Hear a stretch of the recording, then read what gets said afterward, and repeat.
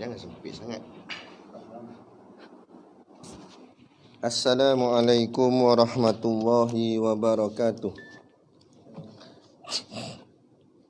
Ila hadrati sayyidina wa habibina syafi'ina Muhammadin sallallahu alaihi wasallam wa ila arwahi abaihi wa ikhwanihi minal anbiya'i wal mursalin salawatullahi wa salamuhu alaihi wa alaihim ajma'in wa ala ali kulli was sahabati wal qarabati wa tabi'i tabi'in bi ihsanin ila yaumiddin wa ila arwahi walidina wa muallimina wa zawil huquqi alaina ajma'in wa khususan ila hadrati Syekh Ibn Aqil bisiril Fatihah. Alhamdulillah. Alhamdulillahirabbil alamin. Arrahmanirrahim. Iyyaka na'budu wa iyyaka nasta'in. Ihdinas siratal mustaqim. Shiratal ladzina an'amta 'alaihim ghairil maghdubi 'alaihim waladdallin.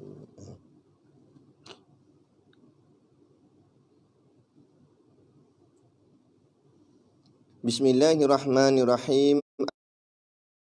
Alamin wassalatu wassalamu ala asyrafil mursalin sayyidina Muhammadin wa ala alihi wa sahbihi ajma'in.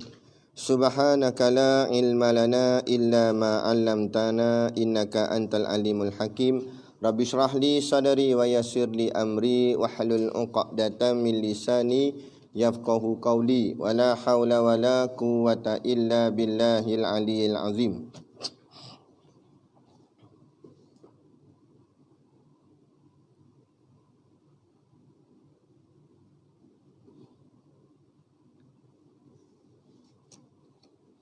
Bismillahirrahmanirrahim.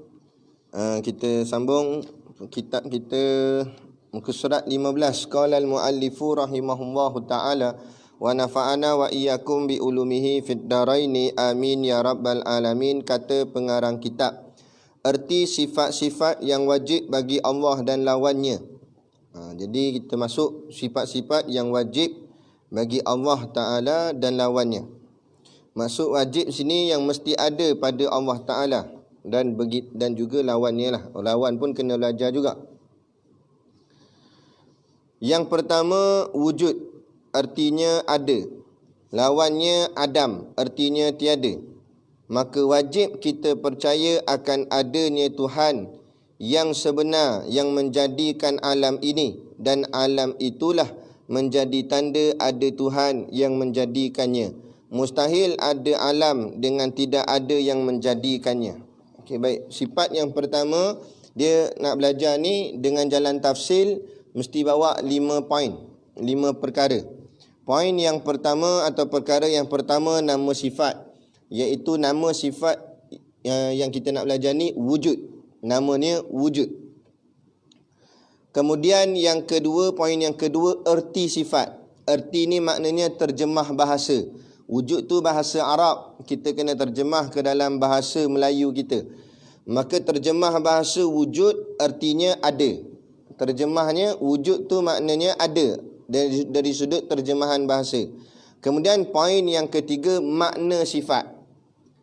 Makna sifat, makna ni dia menghuraikan poin yang kedua. Dia menghuraikan makna ada tu. Kerana kalau kita belajar sekadar erti sampai ke ada, tak jelas makna, tak faham. Maka kita kena belajar akan makna ada tu maksud macam mana ada. Kerana makhluk pun nampak ada juga. Ada macam mana? Baik. Jadi makna ada itu iaitu wajib kita percaya akan adanya Tuhan yang sebenar. Kenapa dia kata Tuhan yang sebenar? Kerana dia begini. Dia ada istilah yang disebut sebagai ma'budun bihaqqin dengan ma'budun bil batil. Ma'budun bihaqqin artinya ma'budun maknanya yang kena sembah atau yang disembah. Bihaqqin, bi dengan haqqin sebenar. Yang disembah dengan yang sebenar-benarnya. Satu lagi istilah ma'budun bil batil. Ma'budun artinya yang disembah, bi dengan batil. Batil tu maknanya dengan tidak salah batil. Dengan sesuatu benda yang tidak sah, bukan suatu benda yang benar, suatu benda yang bohong. Yang disembah tetapi batil, yang disembah tapi bohong. Jadi mana dia? Allah ma'budun bihaqqin. Allah yang disembah dengan yang sebenar-benarnya. Adapun sembahan-sembahan lain seperti topekong, matahari, berhala, tak kiralah apa nama sembahan sekalipun, maka sembahan-sembahan yang lain itu ma'budun bibatil. Yang disembah juga orang sembah dia tapi batil. Batil maknanya tak ada asas, tak ada hujah, tak ada bukti, bohong. Tu maknanya. Jadi sebab tu dia kata percaya kita akan adanya Tuhan yang sebenar. Maksud yang sebenar ma'budun bihaqqin. Yang disembah dengan sebenar-benarnya. Jesus yang disembah tetapi bukan sebenar-benarnya. Bukan Jesus tu Tuhan. Dia cuma disembah tapi Jesus bukan Tuhan. Topekong disembah tapi bukan Tuhan. Matahari disembah tapi bukan Tuhan. Adapun Allah disembah dan dialah sebenar-benar Tuhan. Tu maksudnya adanya Tuhan yang sebenar. Yang sebenar apa? Yang menjadikan alam ini. Allah lah yang menjadikan alam ini. Okey, baik. Kenapa disebut menjadikan alam? Allahul ladzi khalaqas samawati wal ard. Allah yang menciptakan langit dan bumi. Dalam ayat buku ni, kitab ni dia kata menjadikan alam. Kalau dalam ayat Quran, baca ayat yang kita sebut tadi, Allahul ladzi khalaqas samawati wal ard. Allah lah yang menciptakan langit dan bumi. Persoalan demi persoalan timbul. Kenapa disebut alam? Memadai alam. Kenapa tak sebut habis semua satu-satu? Kenapa tak sebut semua? Kenapa tak sebut Allah lah yang menjadikan pokok, menjadikan bukit, menjadikan batu? Kenapa tak sebut? Dah, kalau sebut penuh lah kitab ni, nak sebut satu-satu. Betul lah tu. Nah, kerana memadai kata yang besar.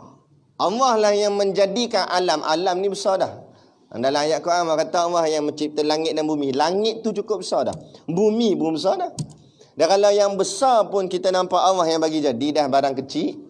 Barang kecil tak payah sembang banyak lah. Lagilah kita yakin Allah bagi jadi. Macam tu lah. Contoh kan. Bas ni saya punya. Contoh. Kita beli bas. Bas tu memang kita punya. Kita pun keluar kenyataan. Bas ni saya punya. Bas tu dah bak besar. Dah kunci kecil je. Bas dia punya, kunci bukan dia punya.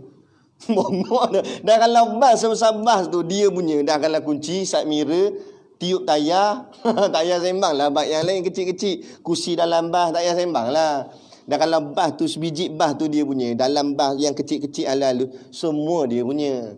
Dan bila Allah sebut Allah lah yang cipta alam, Allah cipta langit, Allah cipta bumi, tak payah sembang lah benda yang halus. Dah yang halus semua milik Allah lah. Kalau yang besar pun Allah punya, kecil-kecil lah kompom-kompom sangat lah. Macam tu. Tapi teruknya manusia, dia yakin langit Allah jadi, dia yakin bumi Allah jadi, dia yakin Allah, alam ni Allah bagi jadi. Tiba-tiba bahagian yang halus-halus pada diri dia, kecil-kecil pada dia, bukan yang Allah bagi jadi. Duit dia punya, bukan Allah bagi jadi. Rezeki dia, hak dia, bukan Allah yang bagi rezeki. Makanan dia punya, tak boleh bagi kat orang. Itu dia punya, dia susah payah. Dia tak nampak Allah yang beri. Padahal bila tanya langit siapa jadi? Dia kata Allah. Dan bumi Allah. Tu kata bongok. Bas dia ngaku orang tu punya bas. Sampai ke kursi dia kata bukan. Kursi aku punya. Sebab aku duduk atas kursi bas ni. Tu yang driver bas bagi kaki atas muka. Hang duduk dalam bas aku, hang tompang naik je. Kursi hang duduk tu, hang tompang duduk je. Kursi aku punya, hang cuma tompang duduk sementara nak jalan sampai ke tempat hang nak pergi. Tu je. Itu pun mujuh aku bagi duduk. Kalau aku tak bagi duduk, aku suruh diri je. Faham tak kias dia? Sama tak? Dunia ni milik Allah. Allah bagi tompang teduh je. Allah bagi tompang duduk je. Tiba-tiba sombong. Dia kata ni aku punya, ni aku punya. Nah, tapi Allah yang Maha Pemurah lagi Maha Penyayang, ada sebahagian kita Allah tak terajang pun. Allah bagi peluang untuk kita bertaubat. Tapi kalau degil juga, maka balik kepada Allah, fahuwa ilallah. Nah, insya'a afa'anhu wa insya'a aqabahu.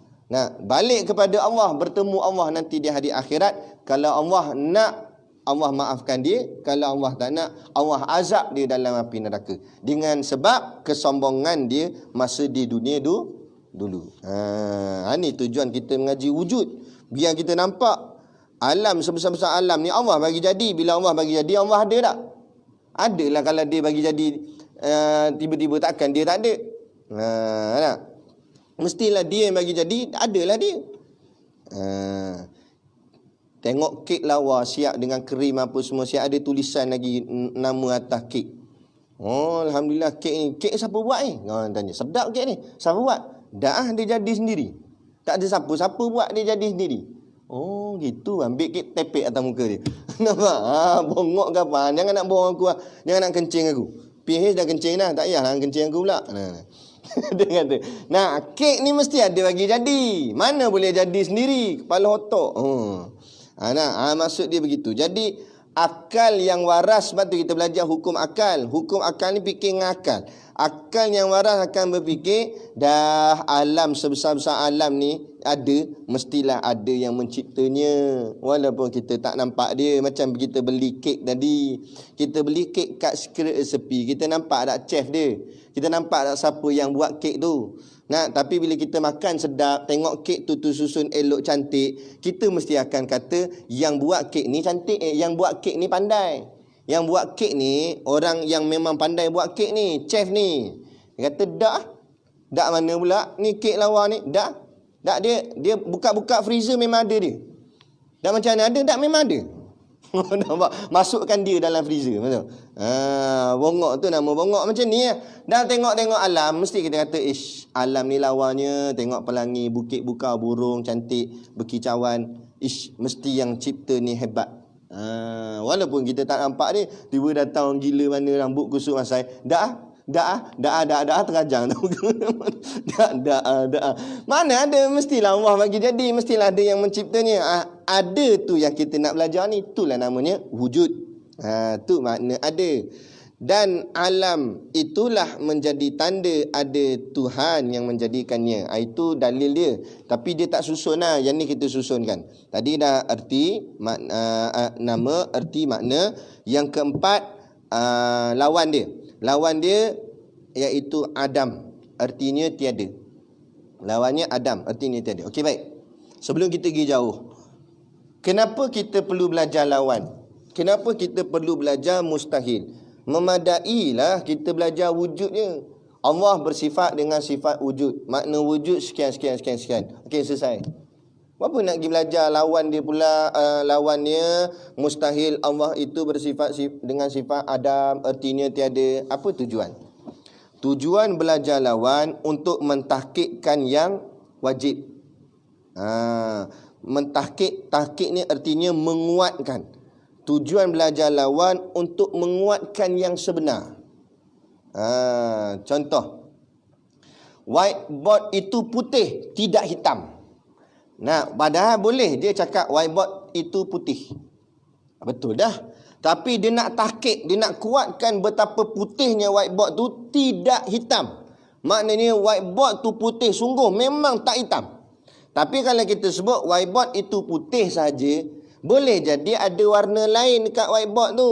Mungkin ada warna hitam juga, cuma kita tak sebut.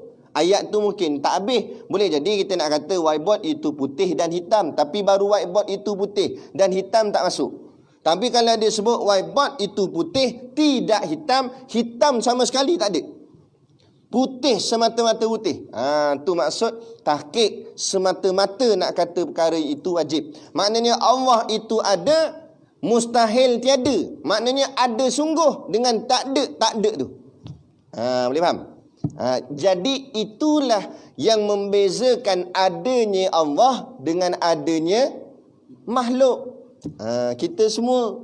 Sebab tu kita cakap tadi, kalau kita belajar ada je, macam sama je, kita pun ada juga, Allah pun ada juga. Dah sama ke? Tak sama. Sebab adanya kita akan berlaku tiada. Ada pun adanya Allah tidak akan tak ada. Itu belajar lawan tu. Tu belajar mustahil. Untuk membezakan. Maka Allah ada, tidak akan tak ada.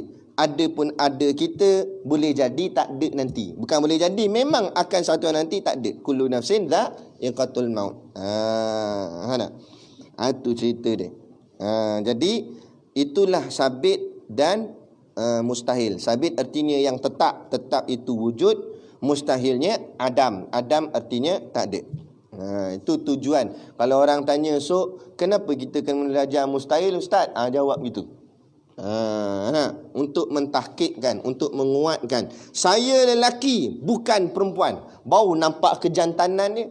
Kalau cakap saya lelaki saja, belum tentu. Kalau saya lelaki juga, dia boleh jawab lelaki. Tapi kalau saya lelaki, bukan betina, bukan pondan, bukan tadi menguatkan kelakian dia. Betul tak? Lagi. Lagi. Contoh. Itu maksud dia. Baik, selesai. Kemudian yang terakhir, itu mustahil. Mustahil bawah sekali rupanya. Mustahil ada alam, bukan, itu dalil dia. Last sekali baru dalil. Dalil dia kita ambil kat mana ayat dia? Dekat dan alam itu. Dan alam itulah menjadi tanda ada Tuhan yang menjadikannya. Jadi bukti Tuhan tu ada alam. Kerana sebab itulah dipanggil alam. Alam-alam ni, kata Tok Guru Siddiq Nok, alamat. Alamat tu maknanya tanda. Alam ni artinya tanda. Tanda apa? Tanda adanya Allah. Sebab tu bacalah mana-mana kitab tauhid, fahudusul alam, dia kata. Dalil bukti wujudnya Allah, fahudusul alam. Maka baharu alam ini. Adanya alam membuktikan bahawa adanya Allah. Sebab itulah dipanggil alam. Tujuan Allah cipta alam untuk kita kenal bahawa ada Allah pada kita. Bukan saja-saja Allah buat alam sekeliling ni. Allah supaya biar kita tengok alam, teringat pada Allah. Syuhudul kasrah fil wahdah. Itulah, tengok yang banyak, ingat kepada Allah. Tapi orang hari ni terpukau dengan keduniaan. Akhirnya bila dia melihat dunia, dia merasai dunia milik dia. Sedangkan tujuan Allah cipta dunia, melihat dunia, merasai dunia milik Allah. Patutnya jadi macam tu. Tapi dia tak, dia melihat dunia milik dia. Dia kata tu yang berebut pakat masing-masing nak ambil dunia, nak letak pada diri dia, nak memilikinya. Padahal kalau letak dunia milik Allah, tak ada apa bahagian kita. Macam Tok Guru kita ajar qanaah, kan? Tu. Baik. Mustahil ada alam dengan tidak ada yang menjadikannya. Jadi mustahil, akal tak boleh terima alam ni ada dengan tidak ada yang menjadikannya. Mana mungkin alam ni boleh ada tapi tak ada yang menjadikan alam. Mustahil, akal tak boleh terima. Kalau cakap itu mereng, gila. Dia kata alam ada tapi tak ada siapa bagi jadi. Gila, bodoh. Bukan cakap bodoh boleh tahan kira lagi. Bodoh ni sebab tak reti, bila belajar dia reti. Ini dah ajar pun tak reti ke? Tu bongok nama dia. Ataupun bodoh piang. Tu. Ni maknanya. Mustahil, akal tak boleh. Sebab tu otak jadi mereng. Akal tak ada. Mana pula alam? Dia kata bumi ni terjadi dengan sendirinya. Ada satu orang dalam ni, cerita dia dalam kitab, tak pasti ingat, tapi siapa ni karang, lupa dah nama dia. Jadi cerita dia, tak tahu cerita betul ke atau dia buat rekaan contoh. Ceritanya ada satu orang profesor. Profesor ni seorang Islam. Dia ajar di college yang rata-ratanya orang bukan Islam lah, kafir. Bukan cakap kafir biasa, tapi kafir jenis etis. Etis ni satu golongan yang tak percaya Tuhan. Dia kata Tuhan tak ada. Habis yang habis ada semua ni jadi sendiri. Dipanggil sebagai semula jadi. Benda ni kitaran hidup. Hidup ni berpusing-pusing-pusing. Jadi dia main pusing gitu. Jadi dia kata semua benda ni jadi dengan sendirinya. Jadi satu hari profesor ni mikir macam mana dia nak dakwah anak-anak murid dia. Jadi satu hari dia masuk kelas. Dia tanya kepada anak murid dia, kalian tahu tak macam mana buku yang ada depan kalian ni boleh terjadi?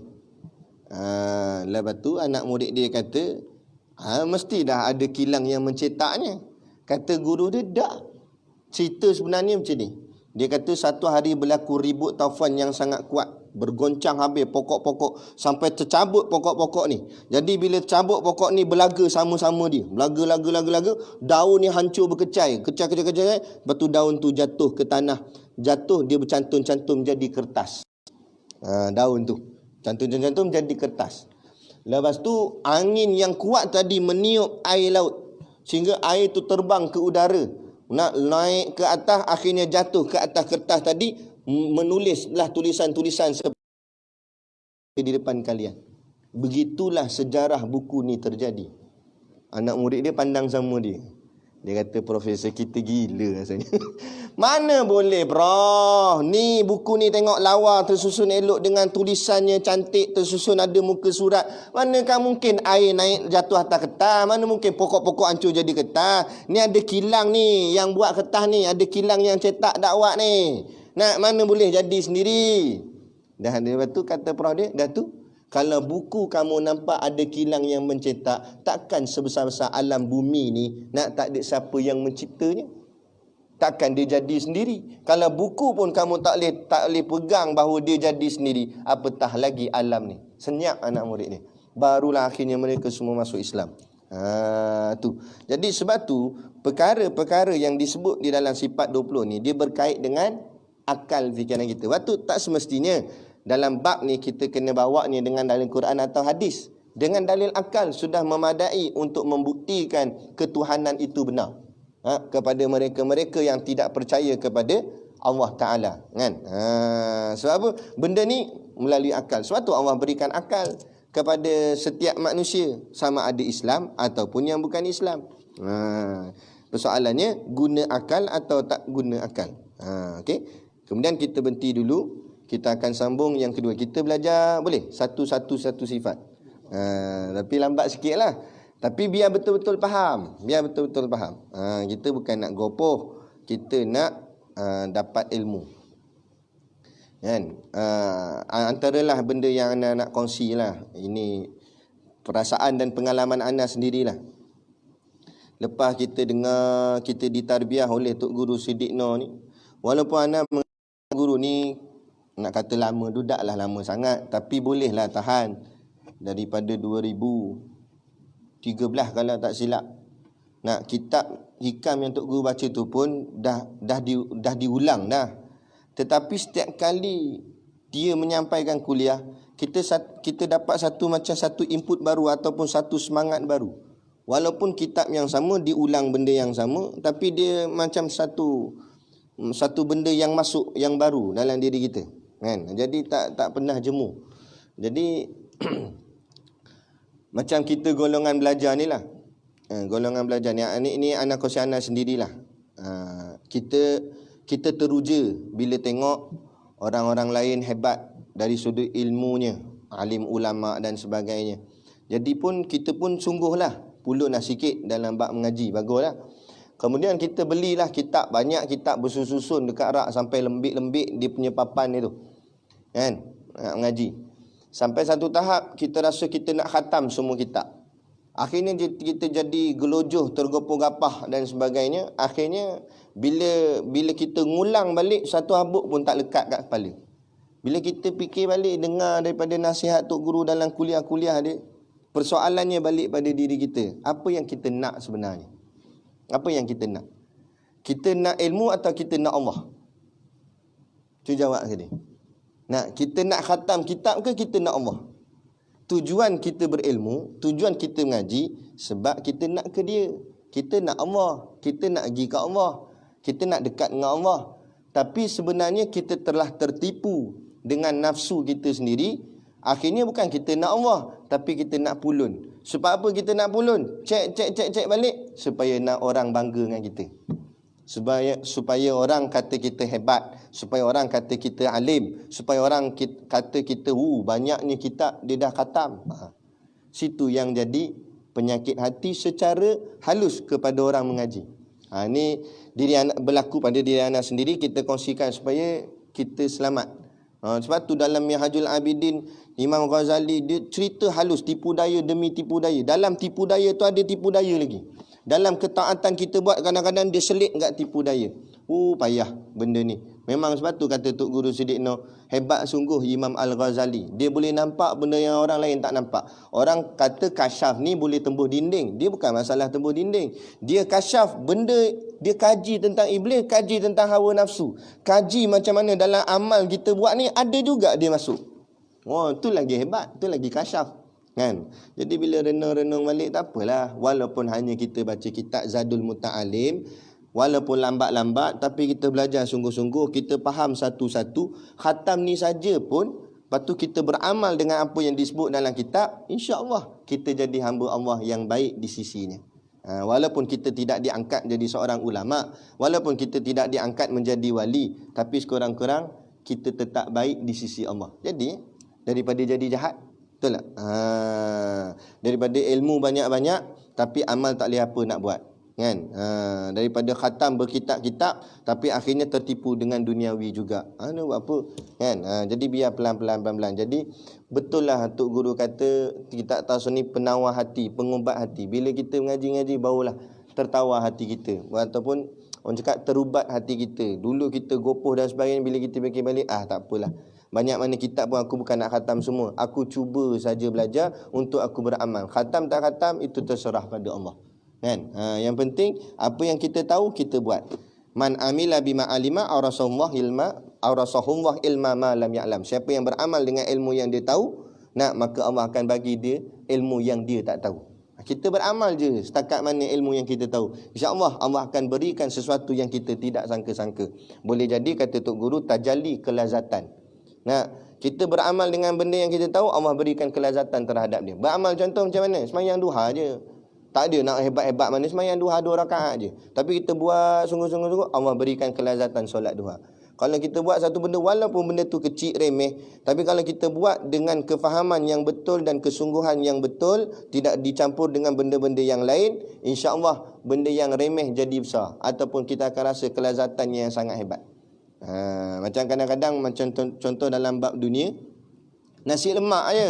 Tapi kalau nasi lemak tu terasa sedapnya, dia rasa lebih nikmat daripada kambing golek sendiri. Kan? Contoh kereta kancil je. Orang pandang, orang lain, orang luar pandang alah lekeh kereta kancil. Tapi kalau dia merasai nikmat kereta kancil, dia akan rasa besar nikmat kancil tu. Kenapa besar? Kancil tu sendiri boleh bawa dia pergi masjid. Ada orang kereta Velfire tapi tak sampai ke masjid. Kan? Itu lebih baik. Bukan pandang pada besar atau kecil dunia tu, tapi ke mana kita nak pergi.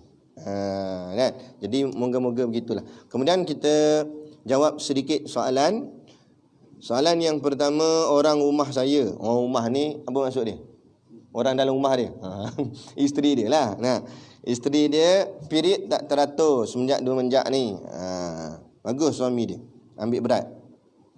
Contoh, hari ni period, esok okey. Hari ketiga pun tak ada. Dia pun yakin dah selesai. Jadi dia mandi dan terus solat. Selang beberapa jam lepas tu period semula. Jadi ustaz, macam mana kita nak selesaikan? Kadang-kadang solat zuhur asar okey, masuk maghrib period pula. Selesaikan macam mana? Selesaikan apa? Selesaikan period tu. Okey, period tu maknanya bila berlaku kejap ada kejap tak ada ni, itu dinamakan berpenyakit. Maknanya kena pergi berubat lah. Pergi berubat. Ada riwayat mengatakan di zaman Nabi ada perempuan mengadu pada Nabi, seperti bukan sebiji macam ni lah, sepertilah berlaku macam ni. Maka Nabi kata pergi berubat. Kerana Nabi kata kamu kena tendangan jin. Jin sepak.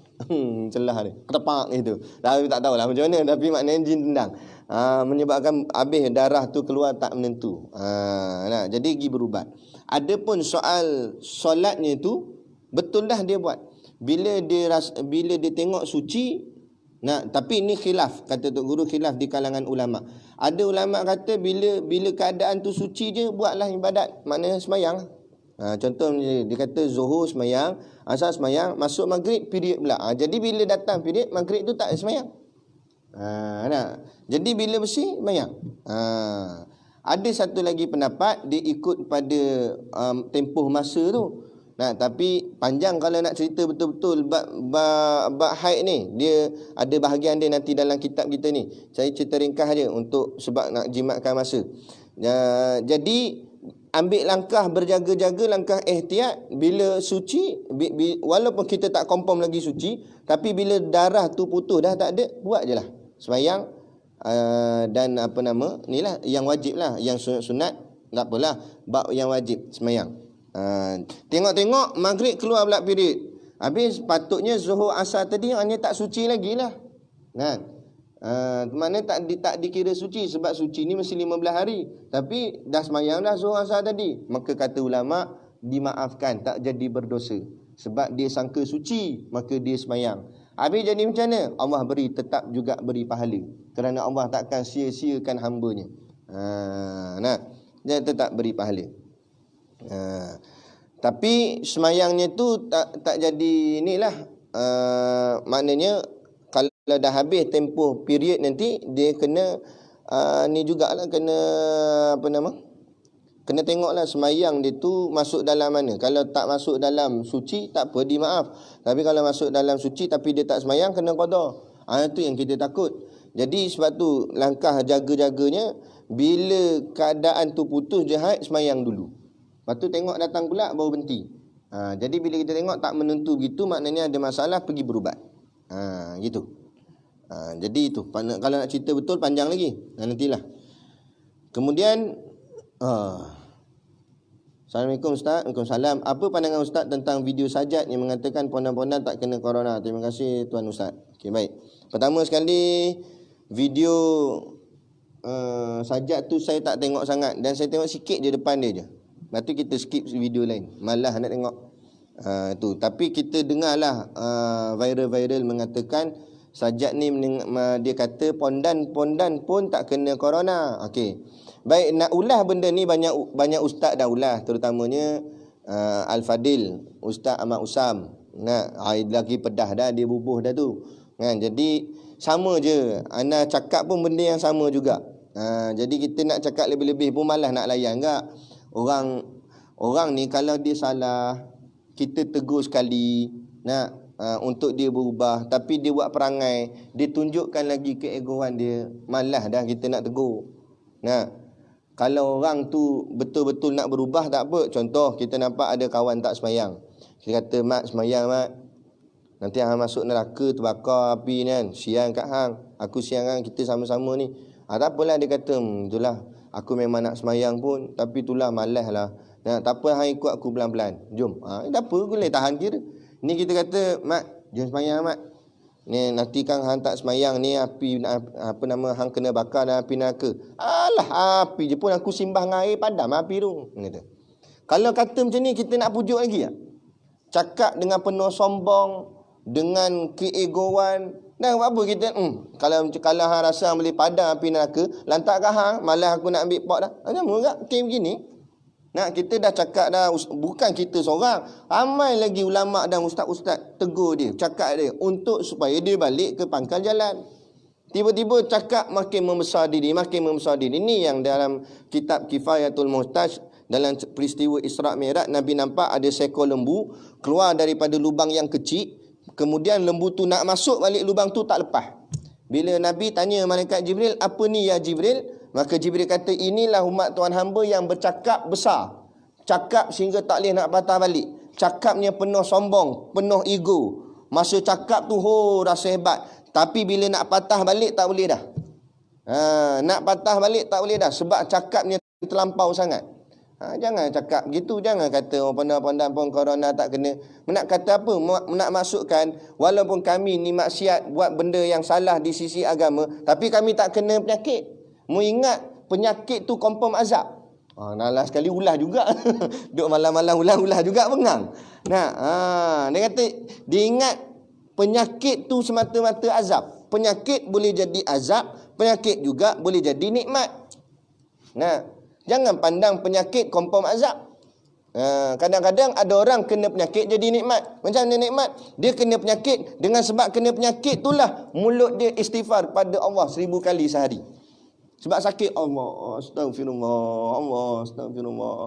Takdir kata mati. Mati-mati Allah matikan dia dalam keadaan dia bersih, suci, tak ada dosa. Sebab dia istighfar sungguh-sungguh pada Allah. Nah, kadang-kadang penyakit jadi nikmat. Nikmat di situ.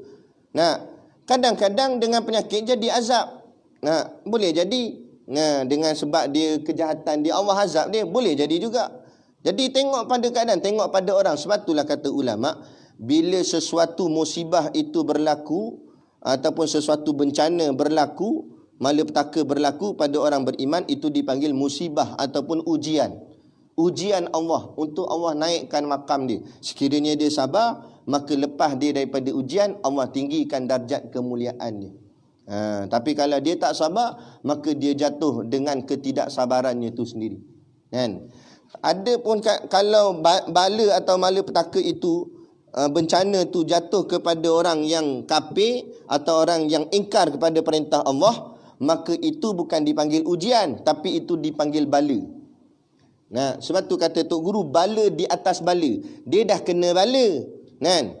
Dia dah kena bala. Mana bala dia? Bala dia buat maksiat pada Allah, jadi pondan. Padahal orang tegur dah, tak boleh, hukumnya haram. Tu bala dah. Bala yang kedua, kata Tok Guru, bala di atas bala. Dia tak sedar bahawa dia kena bala. Siap sombong pula cakap. Tu 2 kali bala. Bala dalam bala. Bala atas bala.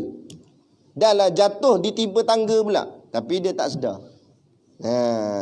Dia tak rasa apa-apa sebab dia tak pandang akhirat. Cuba pandang kepada akhirat. Kita ni nak ukur satu pandang akhirat. Nak kata nikmat, di mana nikmat? Nikmat tu bukan hal dunia, nikmat tu hal akhirat. Nikmat itu adalah syurga Allah. Tu nikmat. Apa yang kita buat hari ni, macam saya sebut tadi, orang tu kena penyakit, kemudian dia istighfar. Maka kita kata, macam mana ustaz kata kena penyakit dapat nikmat? Nikmat istighfar, dengan istighfar tadi dia boleh mendapat syurga Allah. Maka nikmatnya situ, bukan nikmat pada dunia ni. Nah, bila orang memandang nikmat tu hanya pada sudut dunia, dia pandang rumah besar nikmat lah, kereta besar nikmat lah, belum tentu jadi nikmat. Boleh jadi itu jadi bala. Dengan sebab rumah besar, kereta besar, tak hadir ke rumah Allah, memandang rumah Allah lebih kecil daripada rumah dia, kan? Kesombongan dan sebagainya. Patut kita malu lah. Rumah kita lebih besar daripada rumah Allah, malu lah, kan? Patut jangan berlebih-lebih. Jadi itulah bila memandang kepada dunia, maka dia nampak kemewahan itu sebagai satu nikmat. Padahal bila diukur dari segi akhirat, saya terus terang kita kata, Sajjad dengan geng-geng dia lah, tepuk dada, tanya diri masing-masing. Kalau aku mati waktu sekarang ni, tanya diri masing-masing, adakah aku akan dimasukkan ke dalam syurga atau neraka? Kita tak tuduh dia ahli neraka, tapi kita suruh dia tanya balik diri masing-masing, kalau aku mati saat ini, adakah aku dimasukkan ke dalam syurga atau neraka? Dengan perangai apa yang ada pada kita hari ini. Itulah, kalau kita tak payah tanya, kata semua kita tanya diri kita, kalau aku mati saat ni, aku gimana? Syurga atau neraka?